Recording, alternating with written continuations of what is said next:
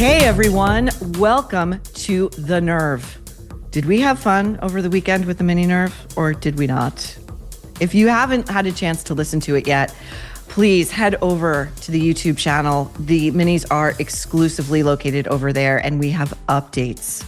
We have updates for days.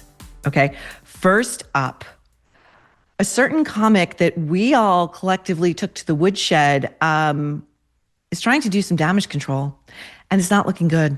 So we're going to get to that, and we're going to make sure he hears us some more, okay? Next, we're going to touch down on the second episode of And Just Like That, this decade's preeminent hate watch. Okay, per your requests, this is what you want, you got it, you're the boss. As well as why Sarah Jessica Parker isn't helping matters any in these interviews she's giving all over the place.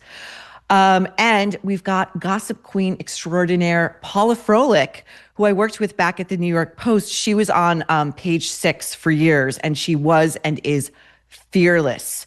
Now she's over at NewsNation, and she's going to join us today to talk the latest breaking news in the Blake v. Justin lawsuit, the exploding Jared Leto scandal, which there was another eruption over the weekend, and why George Clooney is now the most insufferable hypocrite befouling Broadway. And that is saying something, because Patti LuPone is having a major reputational crisis, okay? She skipped the Tony Awards last night, and for somebody like her, that's like missing a life-saving surgery.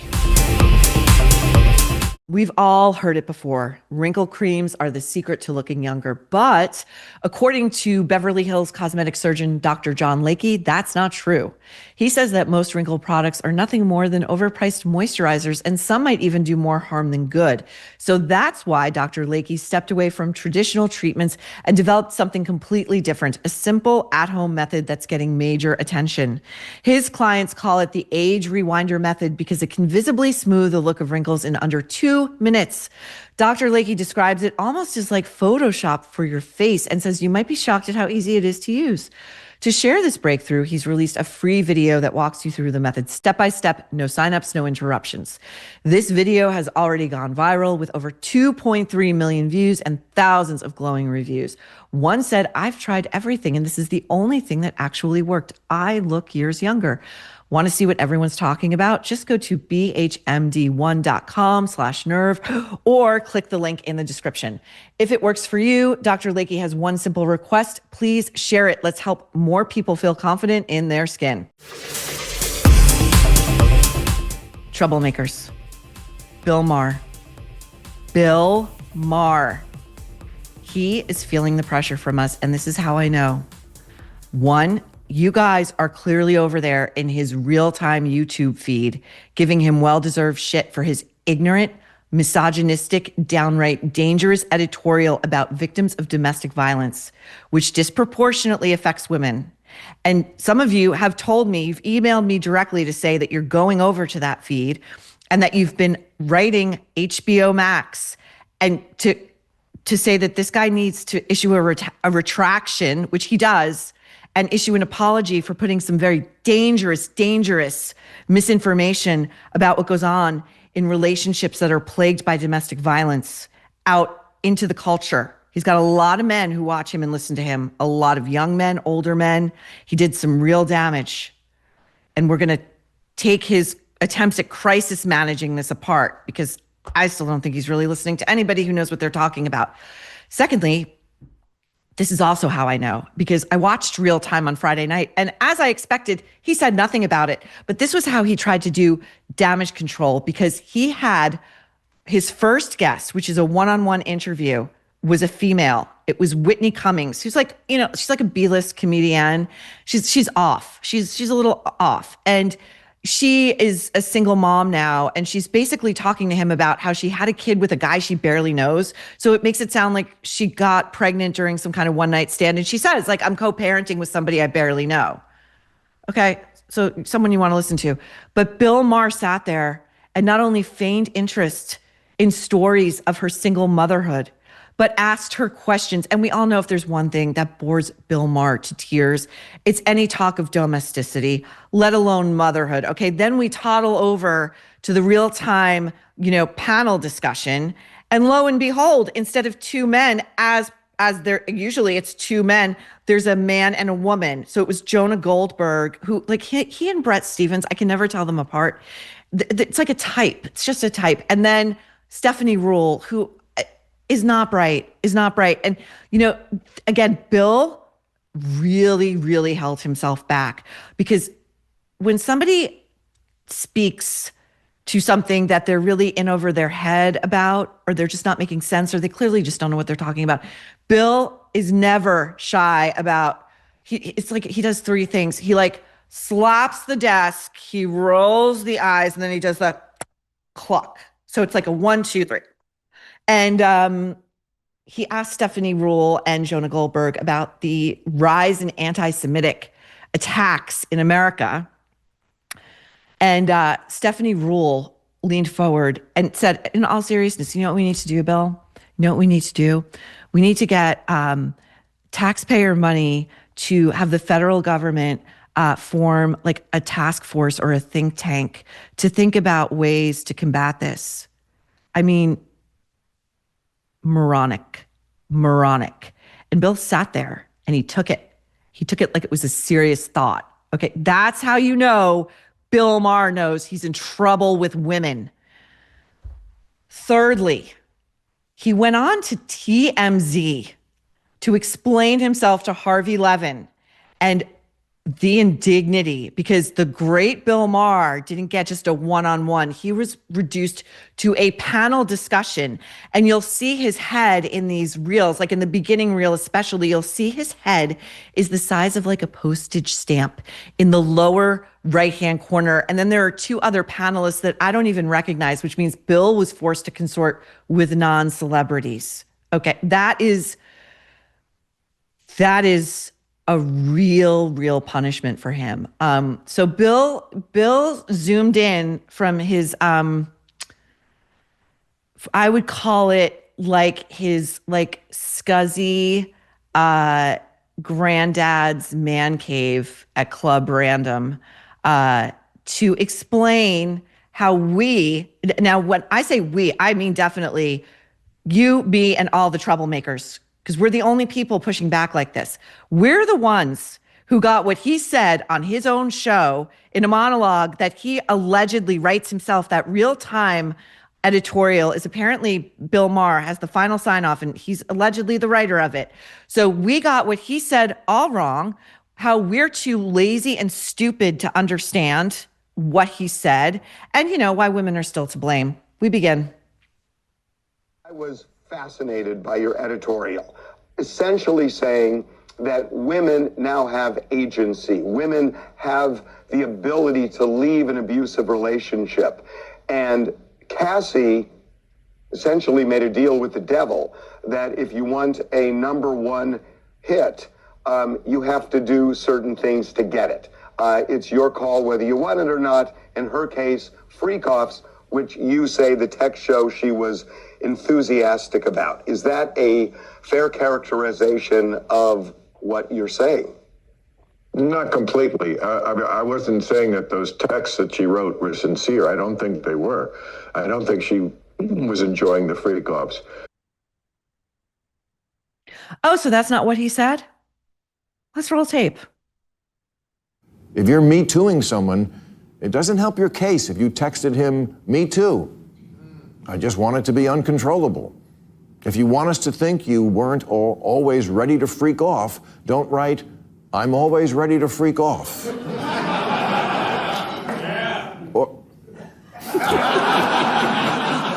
Or wish we could have FO'd before you left. One sign you're pretty comfortable with something is when you call it by its initials. I love video. You can't lie your way out of video. Can't do it. That is exactly what he said. And we here at The Nerve, we didn't edit anything out of context. There was nothing he said before or after that ameliorated that statement, that somehow got into the nuances of when and where women might have reason to perhaps placate their abuser? None. Next, Bill, with his soft, tiny hands, keeps digging that hole. But that just goes to the point that sometimes people do things that they really don't want to do for some greater good. He just did it again. He just did it again. He just said that women who are in abusive relationships, who get the shit beat out of them by their excuses for men, are doing it for some greater good. The greater good, of course, in Bill's world, being fame, money, and power, because what else matters than that? There's no greater good than that. Okay, continuing on his explanation to Harvey freaking Levin over at TMZ. I noticed the people who came after me, they always do it in such bad faith. They never include that. First of all, they're probably too lazy to watch the whole thing. Okay. That's me. That's me. I act always in good faith, Bill, unlike you. And I watched your editorial 3 times in its entirety, front to back, the night it aired, to make sure that I was hearing what I thought I was hearing, because I couldn't frankly believe it. And then in preparation of the first show where we took you to the woodshed, I took that thing apart like the Zapruder film. I went back, forth, slow motion, captions, transcripts, because there's nothing more indisputable than hanging someone with their own words. And we have the benefit of your smug, smarmy, dismissive facial expressions to reinforce what you're actually saying, okay? And then I had to rewatch it again for this well-deserved follow-up. And you know what I caught? I caught something else, because like all great art, every time you look at it, you catch something new. What struck me this time is how pleased Bill was with himself during this particular editorial. I mean, he's always pleased with himself, but this time he took it to another level. Okay, back to Bill on TMZ.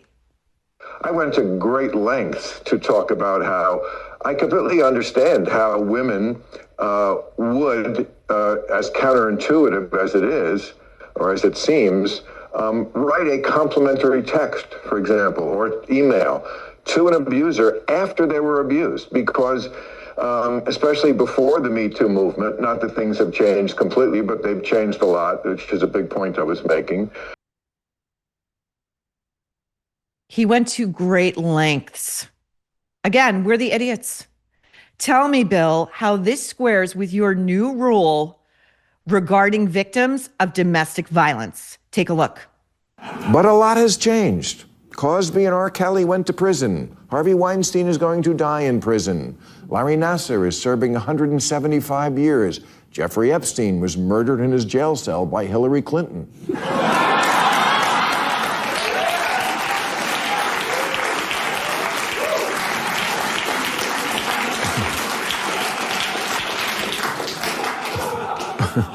Post-Me Too, reporting of sexual crimes is way up, as is the percent of women who say they're now more likely to speak out if victimized. And many states have changed laws, making it easier for victims to come forward. We're not in the no one listens to women or takes them seriously era anymore. Operators are actually standing by to take your calls. To take your calls.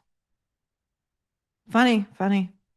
You know, we're going to hear in a little bit from a female celebrity who found herself calling a domestic violence hotline. And I doubt you'll be laughing then, Bill, or your guest, Jake Tapper, who thought that was so funny, you know? But who knows? Because Bill Maher is such a sick fuck who clearly hates women. I don't know, maybe he will find it funny. Back to Bill on TMZ. You know, when you had people like Cosby and Harvey Weinstein and looked like nobody ever had to pay the piper for what they were doing, well, you know, that's why you might write that complimentary text after you were abused, because at least you're going to get something out of it. Oh my God, again, he doesn't fucking get it. He won't get it. He refuses to get it. You don't, as I said in the piece in the prior episode, Taking Bill Down, I believe it was episode 12, but they'll let me know. I spoke about the initial Harvey trial. By the way, Harvey's appealing his guilty verdict in New York right now. Okay. So he might, he could get off on that. There was an expert who took the stand who explained, again, to a jury composed of more men than women, that often when a rapist or a sexual abuser is known to the victim, they are victimized by somebody they have a relationship with already, that they maintain friendly relationships. Sometimes they maintain sexually intimate relationships because it's a way for them to try to make sense of what just happened to them.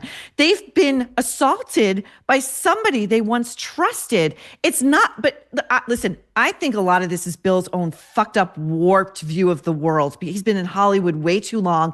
He's idolized Hollywood way too long. In his world, I think everything is transactional, including, I'm going to guess, 99% of the relationships, and I use that word loosely, that he has had with women.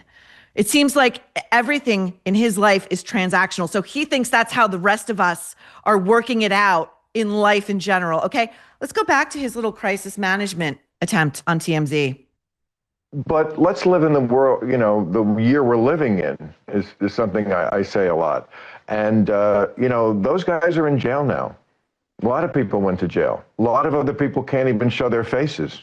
I'm not going to name names because they'd sue me properly, but, a lot of people can't go out to dinner because they're just persona non grata, as it should be. Okay, you know what that says to me? This is what I think. Some of them are in prison and some of them are not. And Bill knows who these men are. He knew who a lot of them were, and he knows who a lot of them are. And I do wonder if Bill's a little worried that his name might get floated someday in some sort of scandal, But, so let's have Bill, who's not going to name names because he doesn't want to get sued. I mean, I could name names, but whatever. He doesn't want to get sued. So he's just going to say, the tragedy is that they can't go out to dinner in this town. They can't get seated at the Polo Lounge at the Beverly Hills Hotel or at the Ivy. They have to hide their faces in shame. Okay. Now let's listen to Bill again. Tell us once more, what is a valid attempt by a woman in a violent relationship? What constitutes a true attempt to leave? In the future, because things are somewhat different now, quite a bit different. Don't tell your friends about it when it happens. Tell the police right away. That's the person who should be reading your contemporaneous notes, the police report. Because if you wait 10 years, it gets kind of murky. And again, I went to great lengths to say I understand why this has happened in the past, but I do think we should reevaluate that. And if you are being abused, especially, and again, if you're being actually captured by somebody, that's different. Oh, that's different. That's different. By the way, that's Bill saying exactly what he said on his show. So nothing has changed. Okay, this is a very cynical attempt on his part to make people think that we misinterpreted everything that guy said. By the way, as one of you troublemakers wrote to me and you reminded me, Dominique Dunn, the actress daughter of Dominic Dunn, had left her abuser. And you know what happened? He showed up at her house and he choked her to death and she wound up on life support and she died. And that guy got maybe 6 years. Okay. So since Bill Maher, again, so he's telling us being captured, that's different. So let's look at what happens again to Cassie when she did what Bill says she should do and just leave. Just walk out the door. Let's look at this. We're looking at Sean Combs running after Cassie, wrapped in a towel. She is at an elevator bank, lacing up her sneaker, and around the corner he comes. He grabs her neck from behind. He throws her to the ground. She goes limp. He starts kicking her, grabs her stuff. She's not moving. She's not moving on the ground. He kicks her again. He's walking above her. He grabs her by either the hair or an arm, and he starts dragging her through that elevator bank and down the hall. So I guess, Bill, maybe she just didn't try hard enough to get away, right? Okay. Now, let's have Bill explain to us how psychological abuse isn't a big deal at all. But if it's just mental, which a lot of this was, you know, I quoted the singer that Shia LaBeouf was with, FKA Twigs, I think is her name. And I read her quote, which said, "I could have left any time I wanted to. I had a townhouse in London that I could have gone to." And I said, then why am I reading about this? If you could have done that, why didn't you do it? Okay. Why didn't you do it? I explained this to Bill in the last, it was episode 13. I explained it. But, you know, so Bill says, again, I believe he's talking to us over here. And I believe he's talking to the segment I did in that episode, that I was too lazy and stupid to watch his entire disgusting, dangerous op-ed. Bill, I spared you. I spared you the energy and the work that would have gone into Googling FKA Twigs and abuse, you know, because you could just ask her about it because she's been brave enough to talk about it, okay? Here she is to the otherwise execrable Gayle King in February of 2021. He would often just start having an argument with me in the middle of the night, start accusing me of doing all sorts of things, planning to leave him in my head. He'd wake me up and tell me I was disgusting, that I was vile. All the things that he was accusing you of were absolutely not true. Nothing was ever true. Like, this is the thing, but I would really doubt myself, you know, especially when I'd like wake up and he'd be like, "You were lying there with your eyes open, planning to leave me." And I'd be like, "I literally was asleep." But then he would like only want me to sleep naked because he said if I didn't, then I was keeping myself from him. So, you know, it's a tactic that a lot of abusers use. It's just this like constant availability and everything centered around them. And I think, you know, that's why I wanted to come out and talk about this, because the signs really are there from the beginning. Yeah, so she's very brave to be talking this way because this is a fraction of what she went through, I guarantee you. And it's humiliating to say, yeah, the man I was with made me sleep naked every night and make myself available to him, and then gaslight me to the point where I was doubting myself. But then at the end of that clip, she says, that's an abuser tactic. They do it to make you doubt yourself so that as they escalate, you can't tell what's actually really happening anymore, or if you should even be alarmed. Okay, Bill, so there's no just mental abuse. Mental and psychological and emotional abuse is the mechanism by which these guys get to the point where, you know, they wind up killing their women, okay? Now, she then went on to say the following to Gayle. There wasn't one set moment, but it's very subtle. That's the thing about, you know, domestic abuse, domestic violence. It's a real gradual, step-by-step process to get somebody to a place where they lose themselves so much they accept or feel like they deserve to be treated in that way. It's not one thing, it's loads of tiny little things that get sewn together into a nightmare. A nightmare. That, Bill, is the mental part of breaking down victims so that they don't know which end is up by the time they start putting hands on you or raping you. And you just can't make sense of it because this is happening to you at the hands of the person that you love more than anybody in the world. But again, I don't think Bill Maher has ever experienced real love. Sorry, I don't. And so he has no idea here. And because women, per his own self-report, he talks about this all the time on his show, always rejected him in his teens and 20s. And many women out of his league probably do to this day. It's probably why he loves sex workers. He has to rationalize all that rejection by making women, in his mind, weak and dumb and passive people who deserve to get the shit beat out of them, okay? Now, here's FKA Twigs around that same time going into even more detail to the BBC. And this is harrowing. You're not going to believe it. I'm going to warn you. This is graphic and it's violent. Listen to this.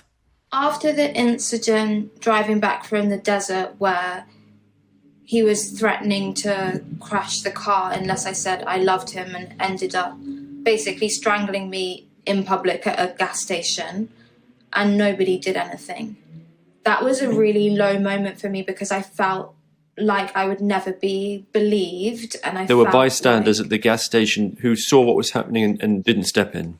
No, nobody stepped in. So you can see why FKA Twigs might feel helpless and hopeless if nobody made a move to intervene as he's putting hands on her in a public place. Okay. Next, she tells, again, Bill, listen, use both ears and use your eyes and watch and listen as FKA Twigs talks about, oh, as Bill says to us, operators are standing by to take your call. You know, fuck off. Here's FKA Twigs on calling after getting back from that harrowing attack, calling a hotline for women who are stuck in domestic abusive relationships. And I remember going back to where I was staying and calling an abused women's helpline. And I literally just Googled like free women's abuse helpline USA. You know, I just called the first one that came up. And her reaction to me was so serious. And she was like, okay, from what you've said, it feels to me like you're in an unsafe place. Does your abuser know where you are? Can you get to a safe place? Who have you told about this? Is there somewhere else that you can stay? Very like black and white, like almost when you call like a paramedic, is the person breathing? And it felt really like, whoa, like somebody that I don't even know, that doesn't even know that like I'm a singer or anything like that. Somebody's taking this so seriously and wants to get me somewhere safe. And that was a really massive wake-up call. That's the time when I realized like I need a lot of help to get out of this. And that's when I started messaging. I messaged my best friend and I said, I'm in a really abusive relationship and it's really bad. So again, to Bill's, I just fucking lost my whatever. To Bill's point, like, oh, telling women who are being beaten by their men, you know, I don't want to hear about your contemporaneous accounts that you told your best friend 10 years ago. You know, that's her saying, first of all, I'm humiliated because like I'm ostensibly a woman with power. I'm a successful singer. I perform to loads of people who cheer for me, but I'm getting the shit beaten out of me, and I feel extremely helpless. And she hadn't even told her best friend, of course she hadn't, because that is so humiliating. It is so humiliating, and it goes to the layers and the nuance of this issue. So now she's called this domestic abuse hotline, and the woman on the other end says, okay, are you safe? Does your abuser know where you are? Can you get to somewhere safe? Because as discussed last episode, Bill, the most dangerous time for a woman is when she decides to leave. And you can't just walk out the door. That's when you're most likely to get killed, okay? You need to have a plan in place.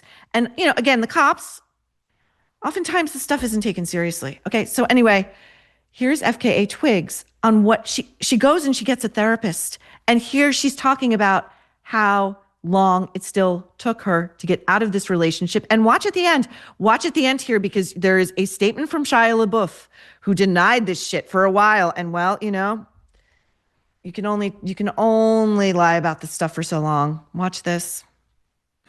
And I got a therapist who I started seeing twice a week.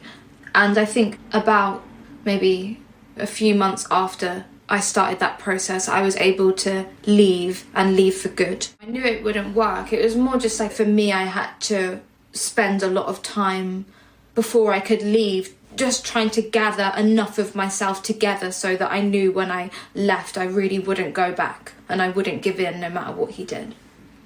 In response to the allegations against him, I'm reading from the BBC report, Shia LaBeouf has said in statements, quote, many of the allegations are not true, end quote, but also, quote, I have no excuses for my alcoholism or aggression, only rationalizations.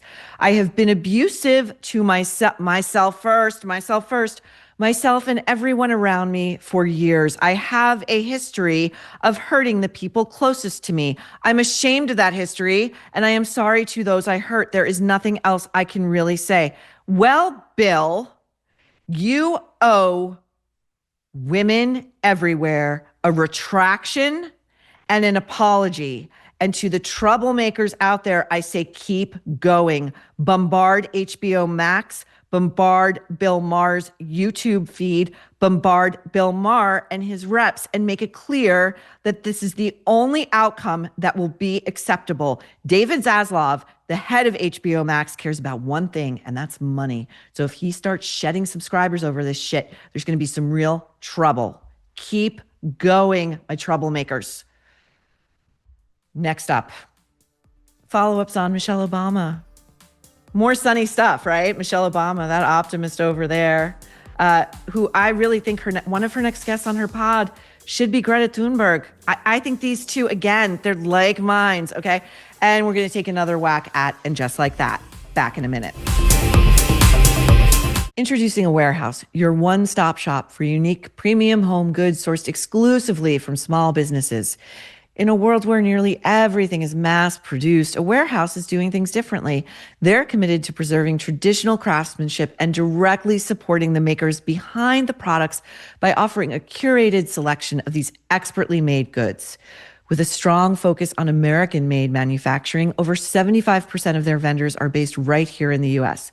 From hand-thrown pottery and artisanal kitchen tools to luxurious candles, soaps, and more, every item is selected for its integrity, craftsmanship, and story. Small businesses need our support now more than ever. This year, Forbes has predicted a record-breaking 15,000 retail store closures in the U.S. That's more than double the 7,000 plus closures in 2024. So by making the effort to support these small retailers, you can make a real difference in people's lives today. A Warehouse believes that true luxury isn't about brand names or labels or price tags. It's about the dedication, creativity, and care that goes into each and every product. So if you value made in the USA manufacturing and you want to fill your home with items that tell a story, visit awarehouseshop.com/discount/thenerve and use code THENERVE for 15% off your first order. That's awarehouseshop.com/discount/thenerve, promo code THENERVE. Welcome back. Before we get into Michelle O and the rest, just a couple of notes. I got a few questions from you guys about the top I was wearing in the other show with the horses on it and the pink collar. That is a British company called LK Bennett. You can buy it online. Secondly, I wanted to share with you, one of you troublemakers gifted me something lovely. This troublemaker you can find online going by Montecito Minimalist. Whoops, I hit my mic again. It's a tote that says recollections may vary.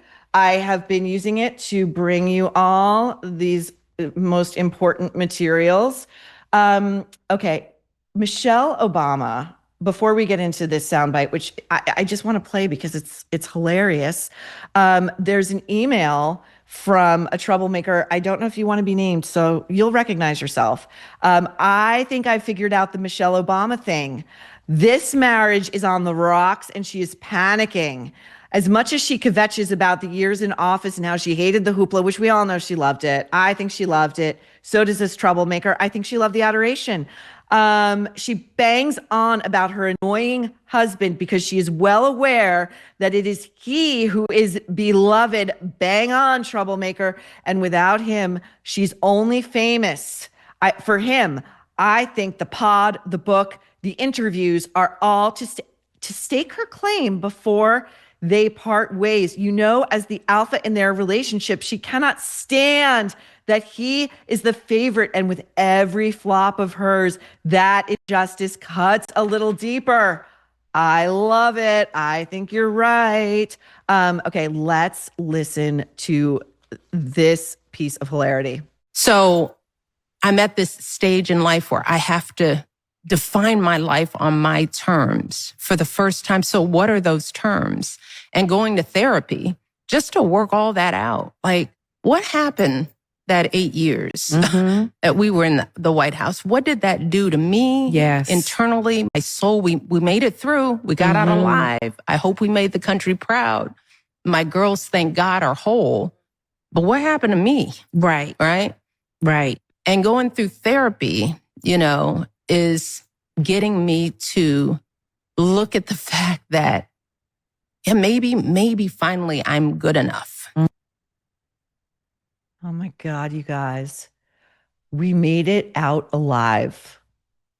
You made it out to really fat deals with major book publishers. You and your husband got a $60 million joint book deal. Then you took yourselves over to Netflix, where you got like a reported $120 million to produce films and docs that nobody watches. And now you're doing a podcast where you're bitching and moaning in this economy, and you were one of the most revered first ladies. This country gave you a tongue bath. You were the best first lady since Jackie Onassis, maybe better, which again, like nobody can touch my Jackie. Sorry. But she cannot stop herself. She cannot stop herself. And this monument that she has built to herself in the form of this coffee table book, which is out in November, I cannot wait to go through it with all of you. Okay, she's again, remember, she's awesome, but she's miserable. You know, so that's a real intellect at work, because those things don't track. Okay, now Greta Thunberg, who, as we discussed on the mini, was on a slow boat to Gaza, wearing shorts and a V-neck short sleeve tee. I don't think she's familiarized herself with Hamas, you guys. I don't think she's familiarized herself with Hamas. Anyway, Israel said, don't do it, because we're gonna cut you off. We're gonna block you from entering. And that's what happened. And then so Greta, again, another professional victim. The people who love being victims are so, I find them equally fascinating and just like one-dimensional. But they're always coming up with new ways to be victim. Anyway, okay. So then on social media yesterday morning, this was one of the first reels I saw. Greta missed her calling. She should have gone to RADA or Juilliard. She could have maybe been a great, like, you know who she would have been great to play? Do you know the story of the, it was recently a TV movie with, I think, Ellen Pompeo, who was treating it like it was one of the great acting challenges of her life. It was that adaptation of the story. I think this woman was named Natasha, and she's like the Ukrainian, I mean this term medically, like a dwarf. And every family that adopted her came to suspect that she was actually like a grown woman who was running this epic con and was maybe quite seriously dangerous. And I'll never forget, in the promos for this thing, Ellen Pompeo's she was having like one of the Duplass brothers was in it or something, and the Duplass brothers elude me, but I digress. She's having a fight with her husband, who refuses to believe that Natasha is anything other but a small child, and she's like, no, this is like a really dangerous dwarf.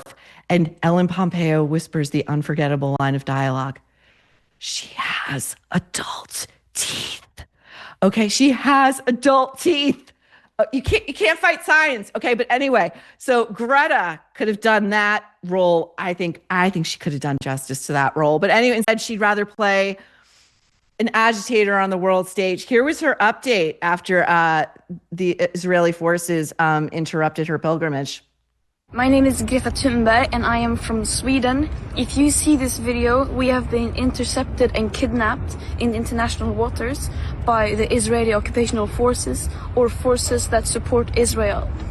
I urge all my friends, family and comrades to put pressure on the Swedish government to release me and the others as soon as possible.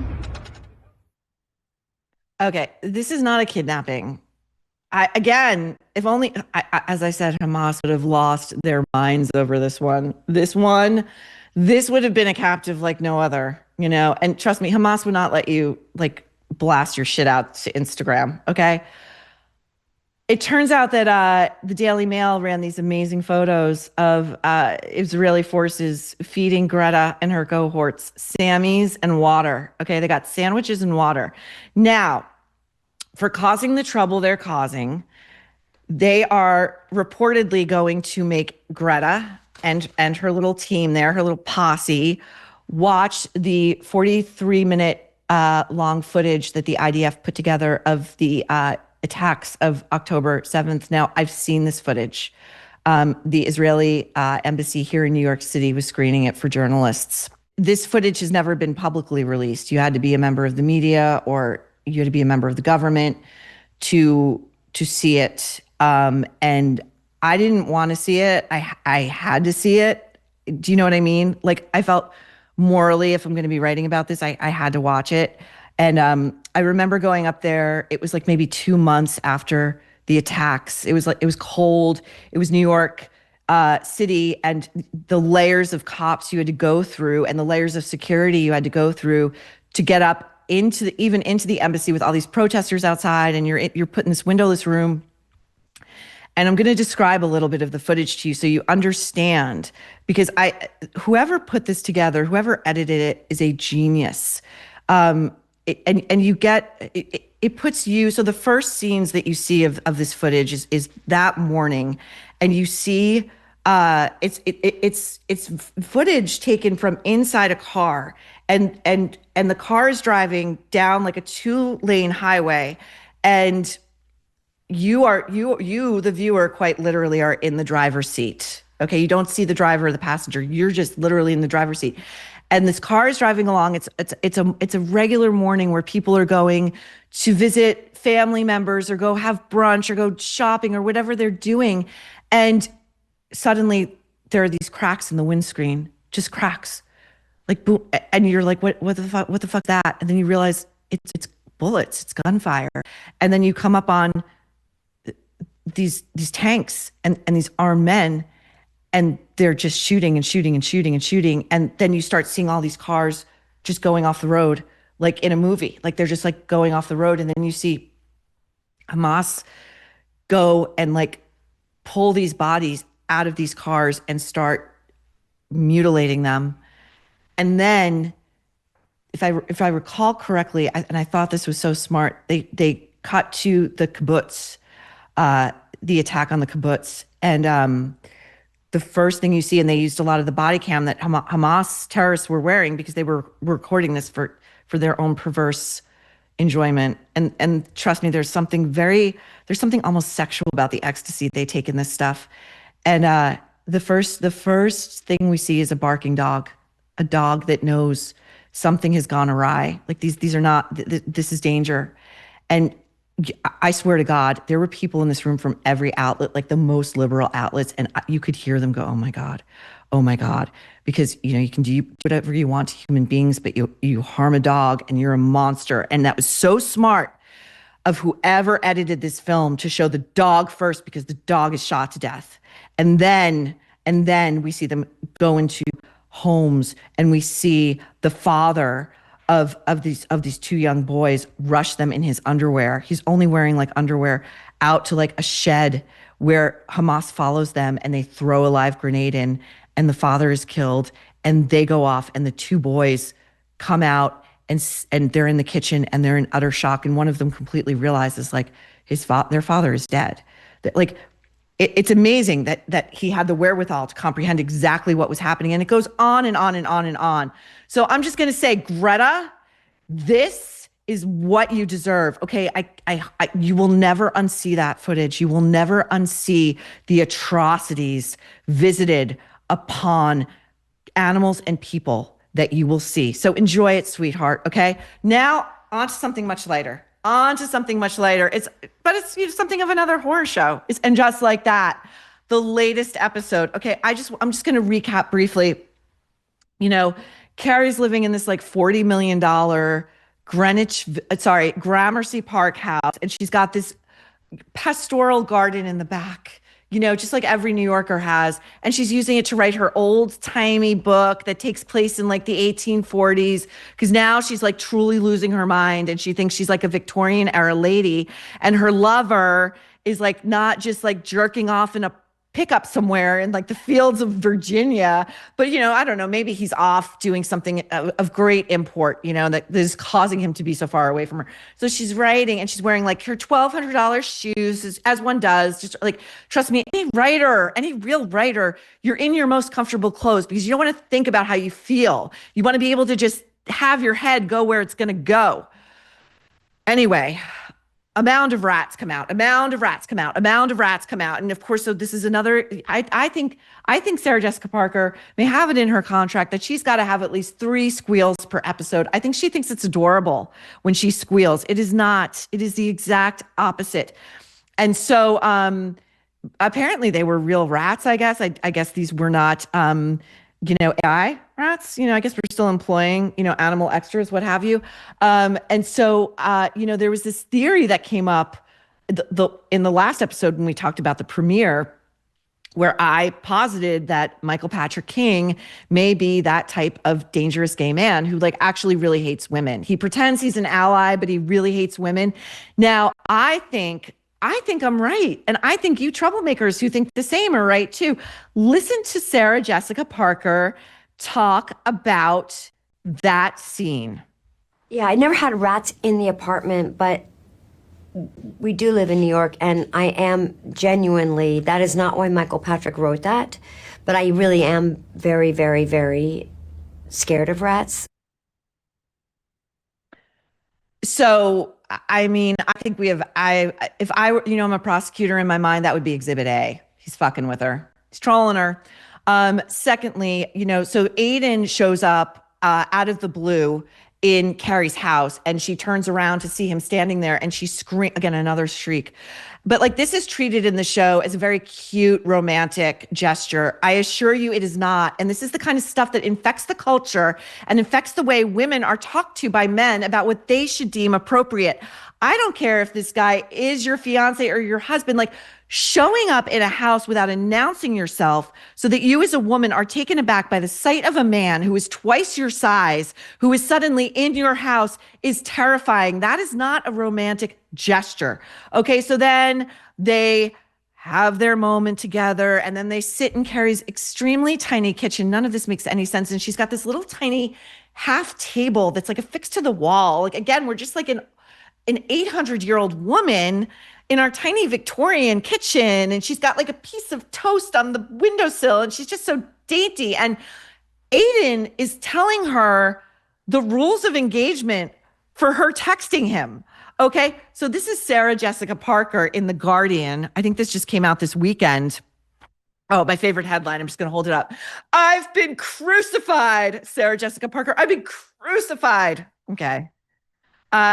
Here she's talking about, every time there's a new season, they talk all this garbage about how these women are just it's a new chapter, and they're so winning, and it's so exciting to see them embark on these new things, and there's never any specifics. It's like Hoda Kotb. There's never any specifics because there's zero plot happening here. It's a bunch of actresses who get to dress up in $10,000 worth of clothing, shoes, and handbags, and pretend to live in these lavish apartments and be dealing with all of these men who are just falling all over their feet. It is like fantasy land for underdeveloped actresses, I think, emotionally, psychologically stunted actresses. Okay. So this is Sarah Jessica Parker in The Guardian about why she's so excited about the relationship with Aiden. Quote, I was excited about the way the would sort itself out because there's a new maturity to both parties. Not so. This is not what is on display in your show. A guy who, as discussed in the premiere, who booty calls you in the middle of the night after saying you cannot talk for 5 years and says, I need to get my rocks off, but I miss you, but let's have phone sex. And then we see him lick his palm, jam his hands down his pants, and then tell her that he, quote unquote, I can't even get the words out. He sharted a little bit.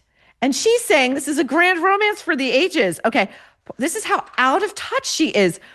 Parker says that she was, quote, shocked to discover that the character of Che Diaz was so widely reviled. And you know why she's shocked? Because she doesn't pay attention to any of the publicity surrounding the show. Sure. We are also introduced to a new word in the lexicon. Brace yourselves, you guys. Heteropessimism. Not going to describe it. I think it's a garbage word.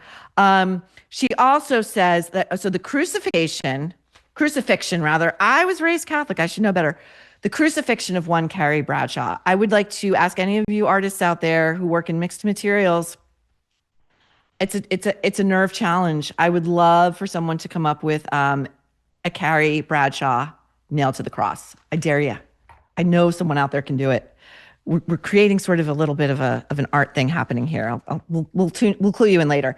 Okay. Now, so she believes, blamed vis-a-vis Sex and the City for imparting this idea that, like, if you're young, creative, you want to have a glamorous life, just move to New York and everything's cool. And she's saying, she's not going to take the blame for that, but she really laments how it's, quote, beyond a concern, New York has become impossible for artists, whether ballet dancers, photographers, whomever. We haven't had the kind of political support in our city to really be smart and innovative about affordable housing.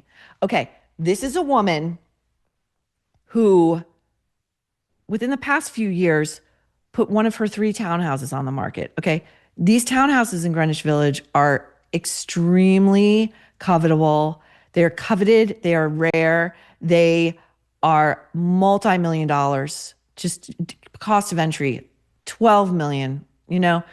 She and her husband, Matthew Broderick, have 2 side-by-side townhouses. I believe they still do. They did at one point anyway, which is really weird. And then she had a 3rd townhouse. And when I tell you what this was used for, I mean, the nerve. She used that townhouse as her closet, okay?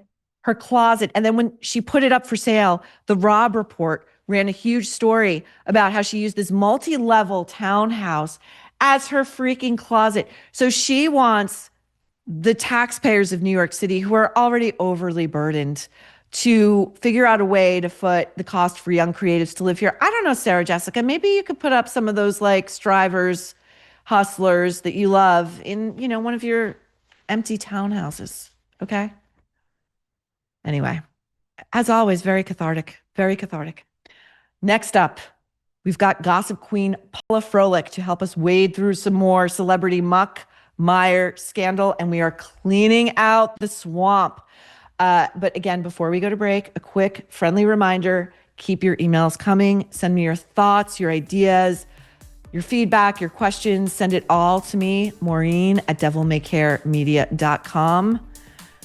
Again, that's Maureen at devilmaycaremedia.com. And remember to like, subscribe, and spread the word about The Nerve. The faster we grow, the faster we can bring you even more original content. You guys want it, we want to give it to you. So let's make it happen. We will see you after break. This episode is brought to you by Masa Chips. Did you know that chips and fries used to be cooked in tallow up until the 1990s, when big corporations switched to cheaper processed seed oils? Today, seed oils make up 20% of the average American's daily calories, and recent studies have linked seed oils to metabolic health issues and inflammation in the body. Masa decided to do something about it. They created a tasty and delicious tortilla chip with just 3 ingredients and no seed oils. Just organic nixtamalized corn, sea salt, and 100% grass-fed beef tallow. These chips don't only avoid all the bad stuff, they taste incredible too. Masa is crunchier, tastier, and sturdier than other chips. Your guac will not break this chip, okay? Snacking on Masa chips is nothing like eating regular chips. With Masa, you feel satisfied, light, and energetic. No crashing, no bloating, no gross, sluggish feeling afterwards. And an added bonus, the beef tallow makes the chips much more satiating, so you won't find yourself uncontrollably binging and still feeling hungry afterwards. Masa Chips is beloved by tens of thousands of customers and has been endorsed by industry-leading health and nutrition experts like Ben Greenfield and Gary Brecka. Ready to give Masa a try? Go to masachips.com/Maureen and use code Maureen for 25% off your first order. That's masachips.com/Maureen, code Maureen for 25% off your first order. Joining me now is Paula Froelich. She is the senior story editor and entertainment chief at NewsNation. Paula, welcome to The Nerve. Thank you for having me, friend. So there's a lot to get into. Let's first talk about this breaking news in the Blake Lively v. Justin Baldoni battle. A judge in New York City, and by the way, this is a salient detail. This judge is the brother of the director Doug Liman, who is a big deal. You may know he started out, like, his big break was Swingers with Jon Favreau, who's now a major Hollywood player, and Vince Vaughn. And he did Mr. and Mrs. Smith with Brad and Angie. So it's his brother on the bench. And I'm kind of amazed that this is allowed. But anyway, so this judge has just tossed out Justin Baldoni's $400 million countersuit against Blake and her husband, Ryan Reynolds, and the $250 million defamation lawsuit he filed against the New York Times. Please explain how this happened, what it means, and what the next move in this case is.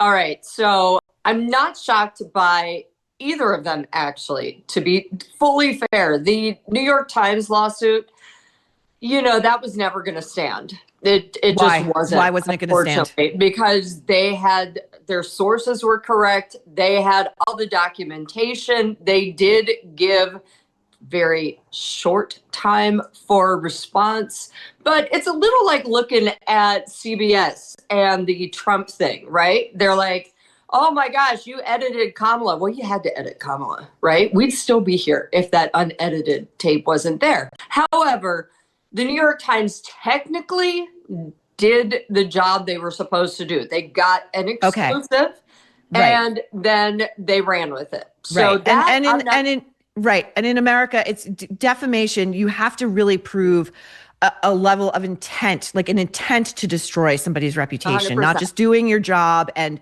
the fallout is a bit calamitous. Yep. Now, when it comes to the $400 million countersuit that Baldoni filed, it's being reported as like a major, major, major blow. I kind of think this is a little bit of hyperbole because it makes a great headline. It gets a lot of eyeballs, but he's going to file an appeal, right? He's got till June 23rd to file. And now listen, I get it. Like, are my sympathies with Justin Baldoni, especially after reading the lawsuitinfo.com?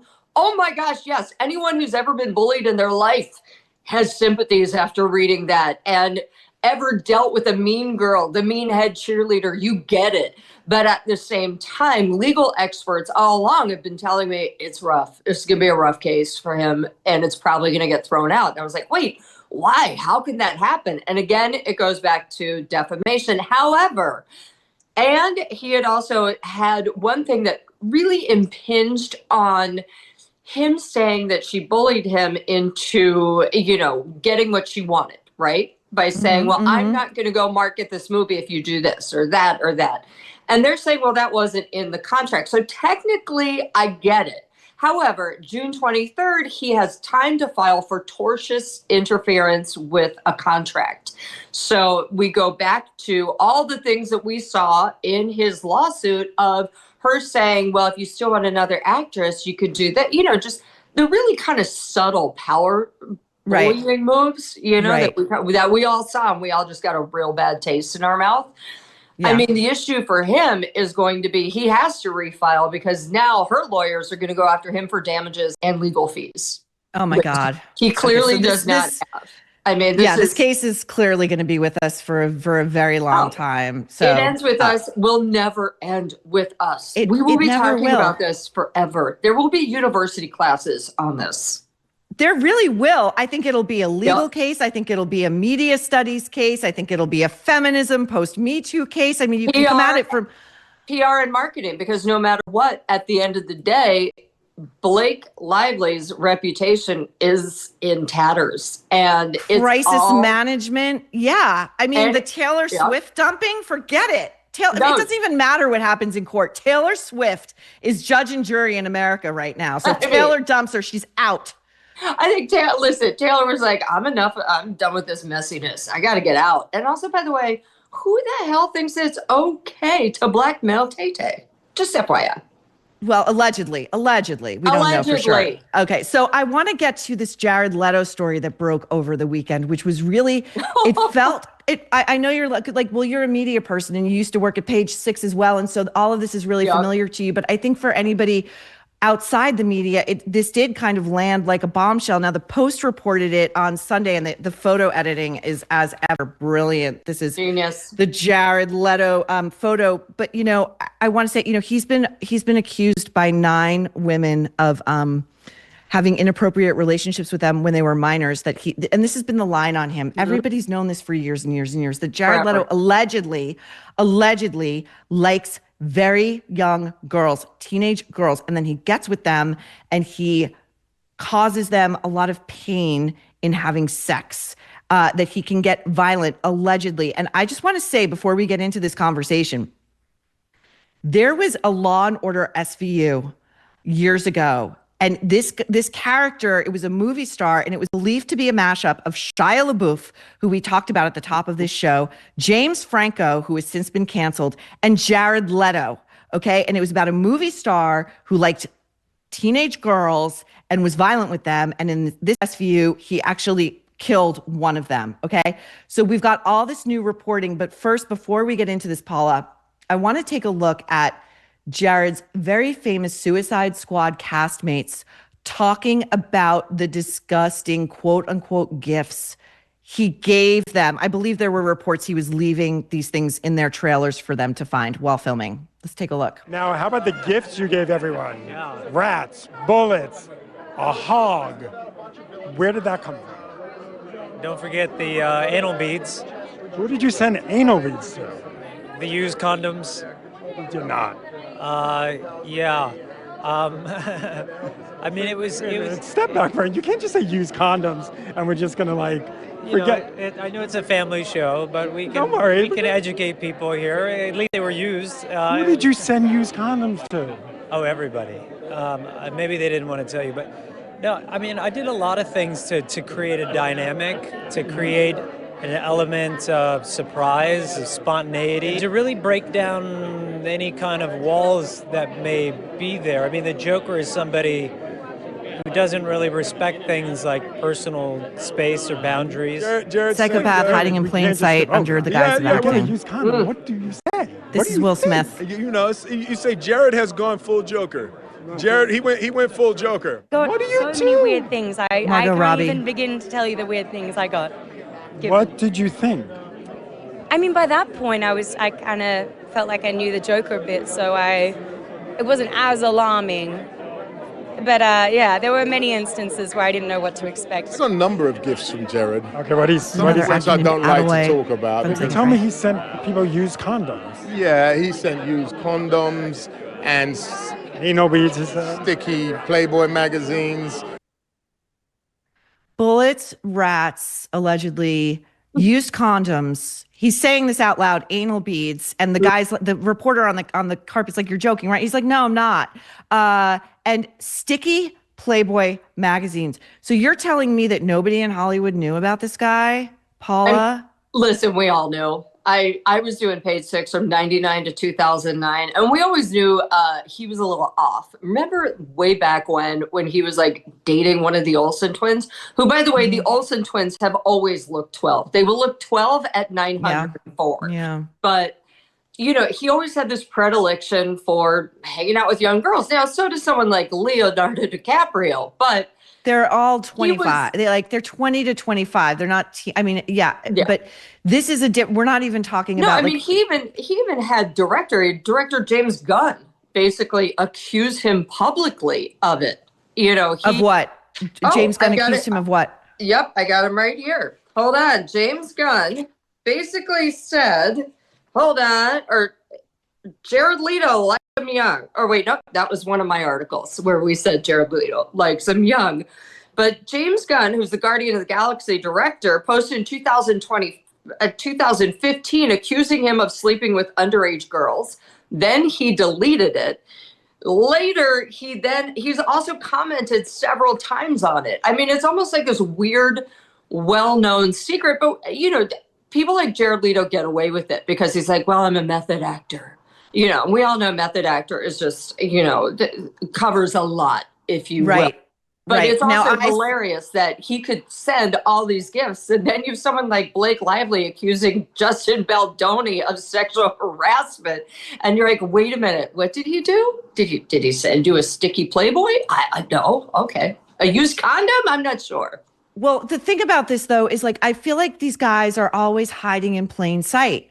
Like what Jared Leto was saying he was doing on the red carpet, and then all of his very famous co-stars were like, yeah. And when you look at Margot Robbie, but they're kind of saying, well, yes, he did it, but I guess it was a joke or he was trying to set a tone. And Margot Robbie, you look at her eyes and she's like afraid to say anything. She's afraid to piss this guy off. She's afraid to like fuck up her trajectory, you know, but it's like this all goes on with like, it seems like, you know, at the top of the show, we were talking about Bill Maher and his inability to understand what's going on with Cassie and these other women in the Diddy trial and abuse against women in general. And you look at something like this and you can see like there's like, it's this like institutionalized protection of these guys. In my opinion, just my opinion, Jared Leto's a psychopath. Just my opinion, Jared Leto's a predator. And just my opinion, Jared Leto gets off with these power plays. And terrifying people. Actually, it's hilarious everybody that you say knows that, because we've always said that he was always like this kind of creepy cult guru wannabe. And in fact, like 6 years ago, he held this weird gathering on this island outside of Croatia where women spent like $6,900. And by the way, it was all women. Like you see a photo of him and he's dressed like a guru, all in white robes and whatnot. And it was just this weird gathering where they all basically hailed Jared Leto. And he loves it. And meanwhile, all the women, as you know, are kind of young, kind of immature, because any mature woman, anytime you get within 5 feet of him, your creepometer goes off and it just starts blaring. And if he even talks to you, you're like, I have to go. I don't know what's going on. I may have Ebola, out. But you know, these guys, a lot of men are protected under the guise of talent, you know, and then of course he gets the ultimate, you know, kiss off from Anna Wintour, who keeps inviting him back to the Met Gala. Great point. You know what? And then they say, well, he's a fashionista. Girl, Right. Please. No, Anyone can be a fashionista if Gucci's dressing you. And by the way, showing up in a cat outfit for Karl Lagerfeld, enough. Yeah, no, but that's the thing. Jared Leto, everyone has known the Airmail, which ran this expose over the weekend. You can go over there. You can see that image Paula was talking about. It's the photo of Jared as a cult leader with a cult. And I'm just going to say this is very important because at The Nerve, we talk a lot about how these celebrities are trying to become cult leaders themselves and sort of mind fuck everybody into worshiping them, buying into their stuff, both financially and psychologically, and thinking that everything that's going on is normal and okay. And sort of the cost of doing business, if you want to be with a big star like a Jared Leto, who also apparently, lo these many years, has been using his mediocre band 30 Seconds to Mars, I believe, as a delivery system for more young groupies. 100%. You got the music industry on it. You got the fashion industry in on it. You got Hollywood in on it.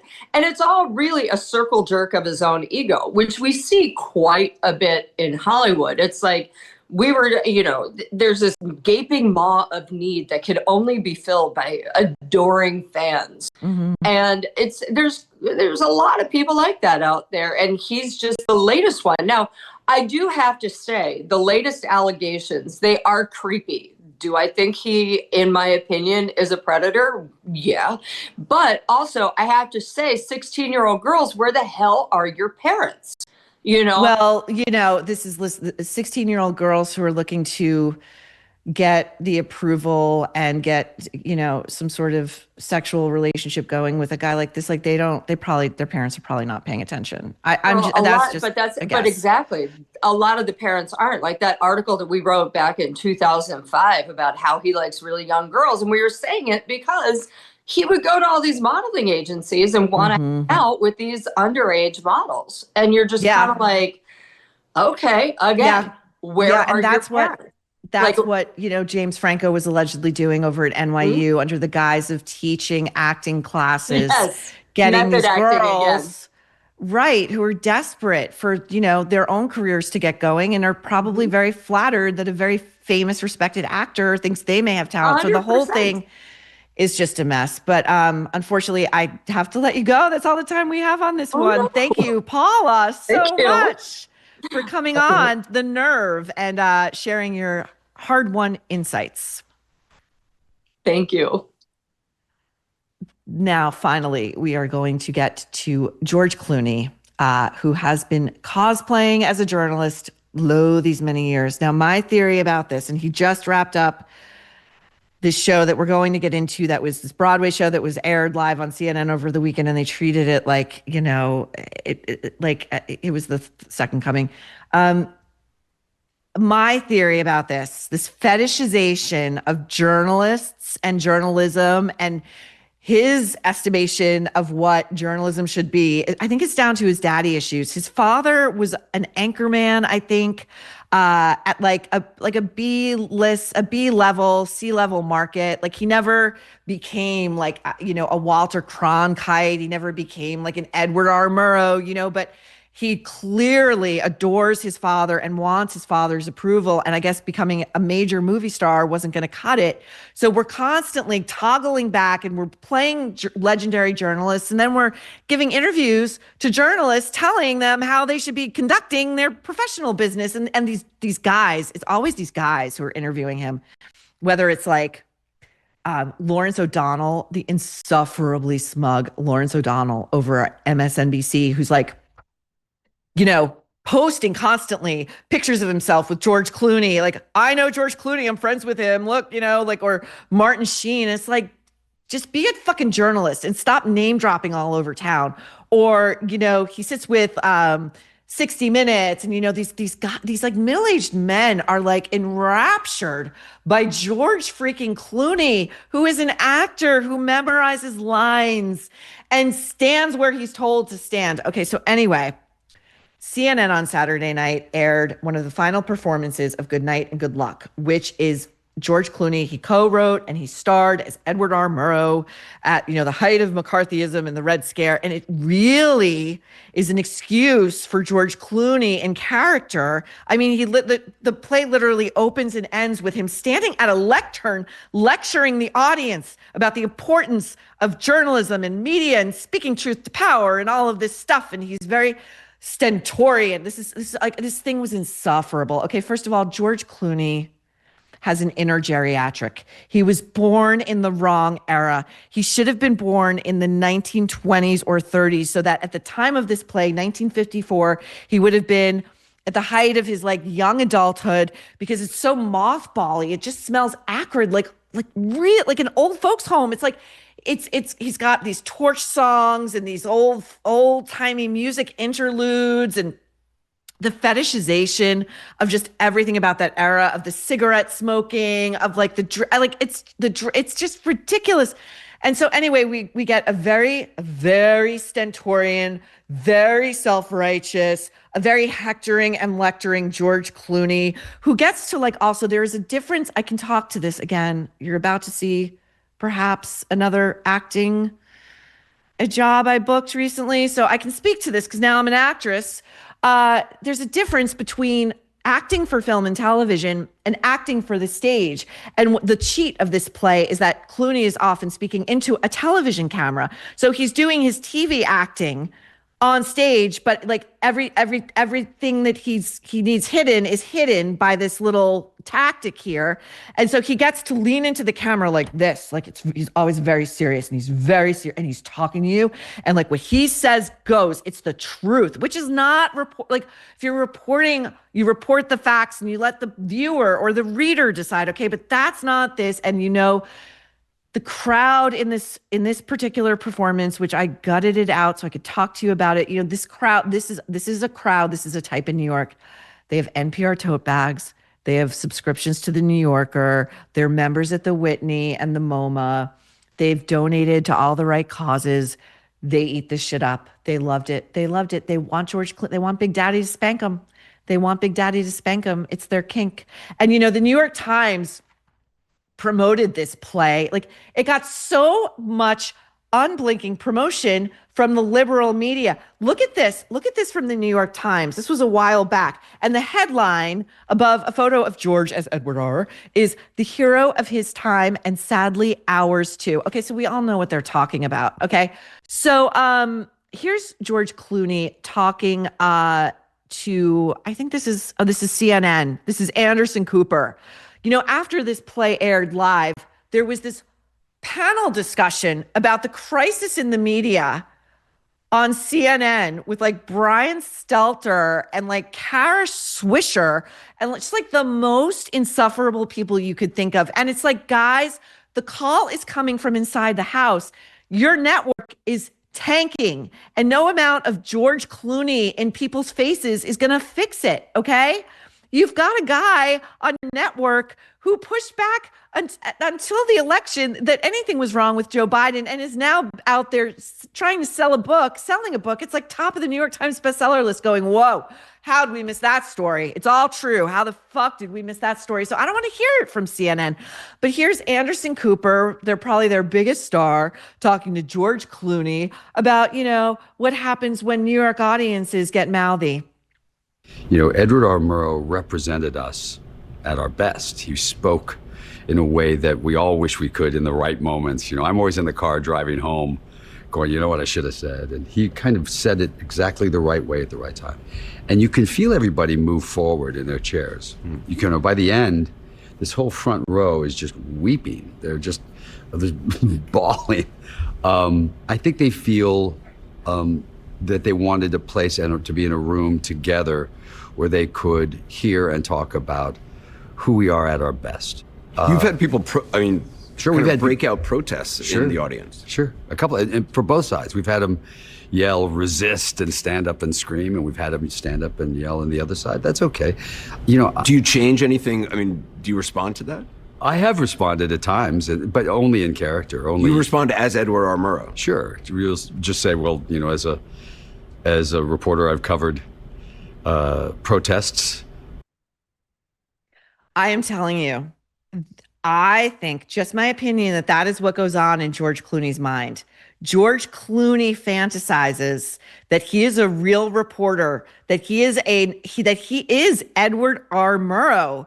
And so like he's scolding actual audience members like in character. We've all seen again, Patti LuPone scolding people. She breaks character to do it, but he's got to stay in character. And at the end of that play, and he's standing up there like blah, blah, blah, the importance of journalism and blah, blah, blah, blah, blah. And, he's got all these clips playing behind him that's allegedly the devolution of American culture and media. And I promise you, George, I don't know when the last time you cracked an actual book was, but it has been ever thus.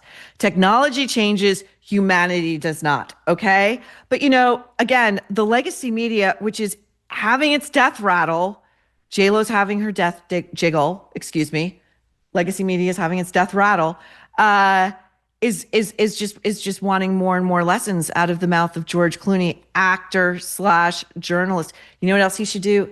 He should go to space. He should go to space. Okay, so let's look at the interview. If he truly wants to be a polymath, go to space. Okay, so let's look at the interview he gave to 60 Minutes a few months back. And so, brace yourselves. Journalism and telling truth to power has to be waged like war is waged. It doesn't just happen accidentally. It takes people saying, we're going to do these stories and you're going to have to come after us. First of all, that is a gross oversimplification of how corporate media works. George Clooney knows this. He's in the movie business and they make compromises all the time. Speaking of George, you know that you're known as like the mayor of Hollywood, right? So why don't you work on cleaning out that cesspool, that rat's nest, before targeting national and global media and telling them what they need to do, okay? Good night and good luck. That was my Edward R. Murrow. That's all for today, but certainly that is never all, because the culture, as I've said, never disappoints. So We will see you all back here on the Friday edition of The Nerve, where you'll never guess what we're about to say next.